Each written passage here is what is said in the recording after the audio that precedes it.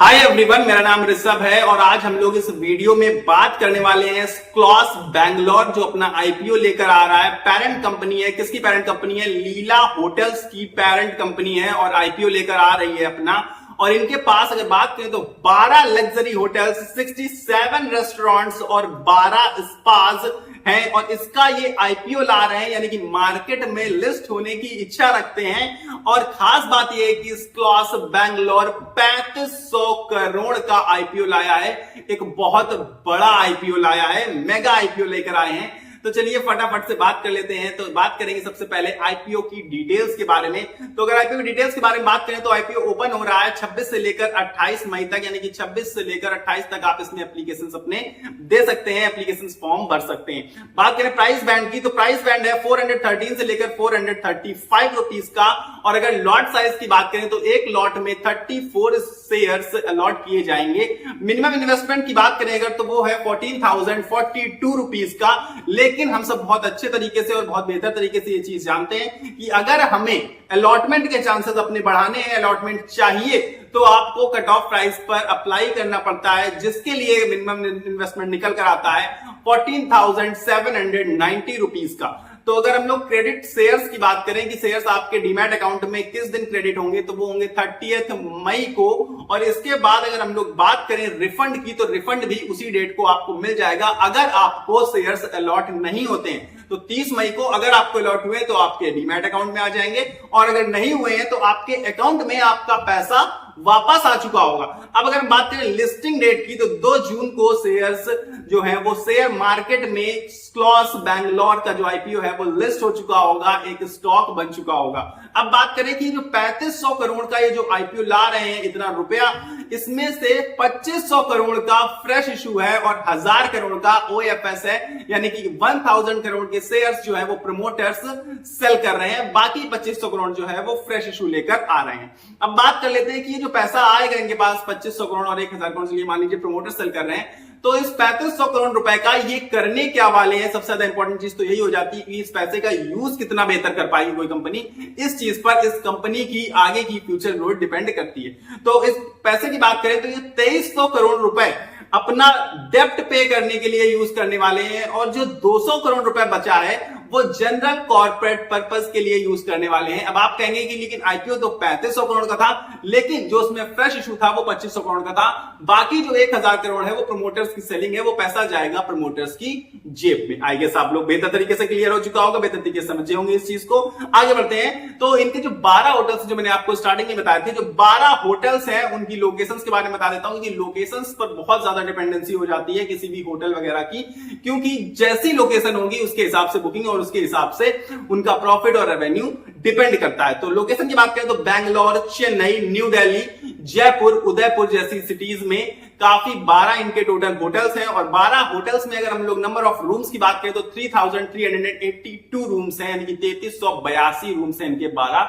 Hotels में। अब हम बता देते हैं आपको इनके प्लान के बारे में। इन्होंने कहा है कि 2028 तक ये 8 और नए होटल्स खोलने वाले हैं, और इनका जो एवरेज रूम रेट है, रूम प्राइस बता रहा हूं मैं, एवरेज प्राइस वो 22,545 रुपए है, जो कि अल्ट्रा प्रीमियम, अल्ट्रा लग्जरी में आ जाते हैं इनके रूम्स। तो आगे मैं आपको बताऊंगा इनकी फाइनेंशियल कंडीशन के बारे में, क्योंकि अगर मैं कभी भी किसी कंपनी में इन्वेस्टमेंट करता हूं तो उससे सबसे पहले अगर देखने वाली चीज होती है तो वो है फाइनेंशियल, की कंपनी का रेवेन्यू कैसा है, कंपनी के प्रॉफिट्स कैसे हैं, इसके बाद ही आपको अप्लाई करना चाहिए किसी भी आईपीओ में।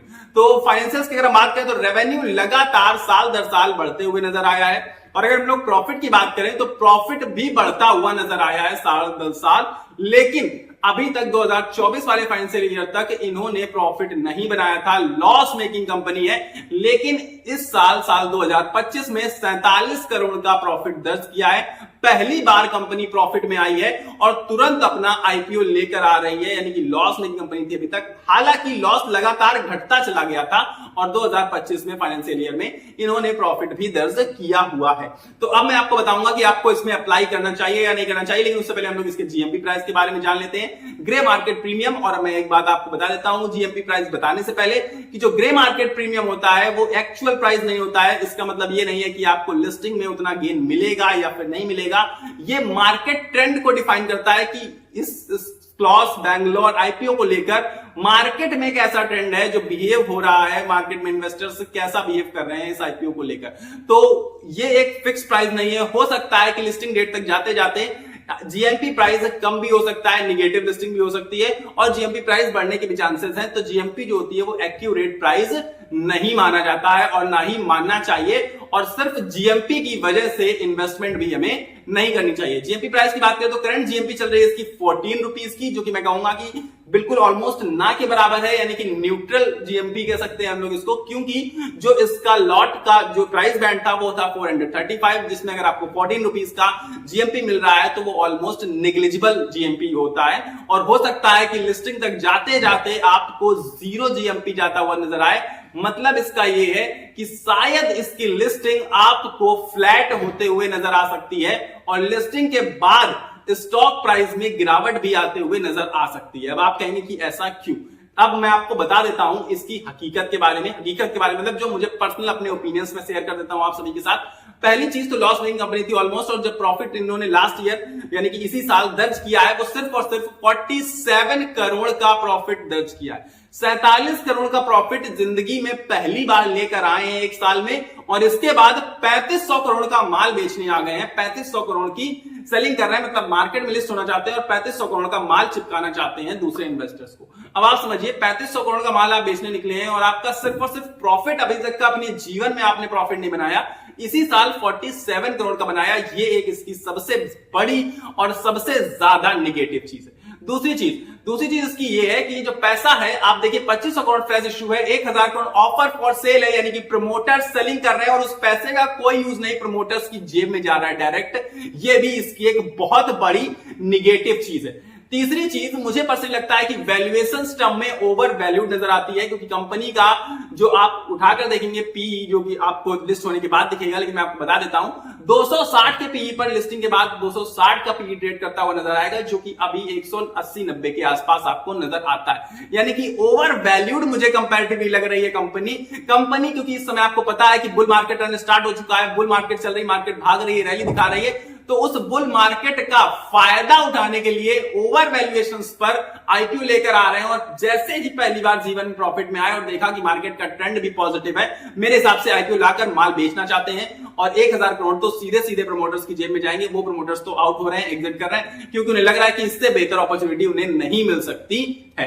दूसरी चीज मैं आपको अब सबसे मोस्ट निगेटिव चीज पता है क्या है यहाँ पर? ये सारी चीजें तो फिर भी एक बार हैंडल हो जाएंगी। सबसे मोस्ट निगेटिव चीज है कि ये अल्ट्रा लग्जरी, जो इनका आपको मैंने बताया कि इनके होटल रेट्स हैं वो अल्ट्रा लग्जरी रेट्स हैं, और हमारे देश में इस चीज को अफोर्ड करने वाले जो कंज्यूमर हैं वो मोर देन 1% भी नहीं है। अब आप समझ जाइए कि यहां पर इंडिया में मेरे हिसाब से अल्ट्रा लग्जरी प्रीमियम चीजें वर्क नहीं कर सकती हैं, ऐसे होटल्स वर्क नहीं कर पाएंगे। ऑल्दो बहुत अच्छे होटल्स बनाते हैं और अवार्ड भी इनको कई बार मिल चुका है, लेकिन आप समझने की कोशिश करिए कि इनके जो कंज्यूमर्स हैं, इनके जो कस्टमर्स हैं, वो बहुत लिमिटेड लोग हैं, बहुत ज्यादा लोगों को ये अट्रैक्ट नहीं कर पाएंगे, और बहुत ज्यादा लोगों को अट्रैक्ट कर भी लिया तो आएंगे नहीं लोग, क्योंकि उन्हें वो अफोर्ड नहीं कर सकते। ये इसकी सबसे बड़ी निगेटिव चीज थी, सबसे बड़ी खामी थी जो मुझे पर्सनली इस आईपीओ में लगी है। और अगर आप इसमें इन्वेस्ट करना चाहते हैं तो अपने एनालिसिस के बेसिस पर करेंगे, अपना लास्ट डिसीजन आपको अपने एनालिसिस के बेसिस पर लेना है। मैं क्योंकि सेबी रजिस्टर्ड नहीं हूं तो आपको बाय या सेल रेटिंग नहीं दे सकता हूं। अब आपको करना क्या है मैं आपको बता देता हूं। देखिए पर्सनली मैं आपको बताऊं तो मैं कहूंगा आप आईपीओ अगर आप पर्सनली आप बाई करना ही चाहते हैं इस क्लॉस बैंगलोर को, आप कह रहे हैं नहीं मुझे तो लीला होटल्स बहुत पसंद है, बहुत अच्छे लगते हैं, तो आपको क्या करना है लिस्ट होने जाने दीजिए एक बार। इसके बाद मुझे लगता है पर्सनली कि जो इश्यू प्राइस है उससे नीचे भी आ जाएगा कुछ समय में, तो इसके बाद आप इन्वेस्टमेंट कर सकते हैं अगर आपका बहुत इन्वेस्टमेंट करने का मन है पर्सनली। बाकी मैंने आपको अपनी सारी की सारी चीजें बता दी है इस आईपीओ से रिलेटेड। तो मिलेंगे अगले वीडियो में, लेकिन उससे पहले अगर आपको कोई डाउट है, आपको कोई ओपिनियन है, कुछ भी आप शेयर करना चाहते हैं तो मुझे कमेंट बॉक्स में जरूर से जरूर बताइएगा। इसके अलावा अगर आपको ये वीडियो पसंद आया तो वीडियो को लाइक कर देना, क्योंकि लाइक करने में आपको कुछ भी नहीं जा रहा, लाइक तो फ्री ऑफ कॉस्ट होता है। लाइक बटन दबाकर वीडियो को लाइक कर दीजिएगा और चैनल को सब्सक्राइब बटन दबाकर चैनल को सब्सक्राइब कर लीजिएगा और मेरे साथ जुड़ जाइएगा, क्योंकि मैं रेगुलर बेसिस पर शेयर मार्केट से रिलेटेड वीडियोस लेकर आता हूं और शेयर मार्केट को कवर करता हूं। तो सब्सक्राइब का बटन दबाकर मेरे साथ जुड़ जाइए। मिलेंगे अगले वीडियो में, तब तक के लिए आपको अपनी सेहत का ख्याल रखना है। स्वस्थ रहिए, मस्त रहिए। नमस्कार, धन्यवाद।